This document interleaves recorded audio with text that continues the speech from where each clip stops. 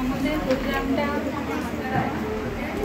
রবীন্দ্রনাথ ঠাকুরের 164তম জন্মবার্ষিকী আমরা পালন করছি। আমরা এই ছোট ছোট ছেলেমেয়েরা এরা কেউই সেইভাবে অত ট্রেন্ড কেউ এখানে নাচ গান আবৃত্তি কেউ শেখে না, কিন্তু রবীন্দ্রনাথকে শুধুমাত্র ওই বইয়ের খাতায় বা পড়লাম, ওই একটা সিলেবাসে রয়েছে ব্যাস ওটা পড়লাম আর হয়ে গেল, সেটা এমন কি ঠক না। আমরা ওদের কাছে ওদের মতো করে রবীন্দ্রনাথ যতটুকু ওদের কাছে পৌঁছানো যায় সেটুকু জাস্ট ক্ষুদ্র আমরাও কিছু বন্ধুরা মিলে কিছু চেষ্টা করছি আমাদের এই পরের প্রজন্মকে রবীন্দ্রনাথকে বোঝার জন্য, তাকে চেনার জন্য। হয়তো এক জীবনও কম রবীন্দ্রনাথকে বোঝার জন্য চিনতে হলে।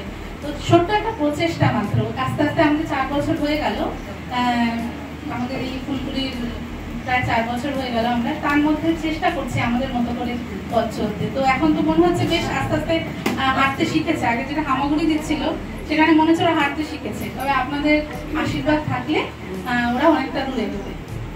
ম্যাডাম আপনি কিছু বলুন। ফুলকুড়ির শুরুটা আমার বান্ধবী এই নুপুরে প্রথম শুরু করেছিল। ও আমাকে একদিন প্রস্তাব দিয়েছিল যে এইভাবে আমরা যেভাবে ছোটবেলায় বিভিন্ন অনুষ্ঠান করতাম পাড়াতে স্কুলে, সেইভাবে কি আমরা আমাদের বাচ্চাদেরকে এগিয়ে নিয়ে যেতে পারি না। সেই জায়গাটার কথা এবং সেই অতীতের সেই স্মৃতিগুলোকে যেন আমরা রোমন্থন করছি, আর কিছু নয়।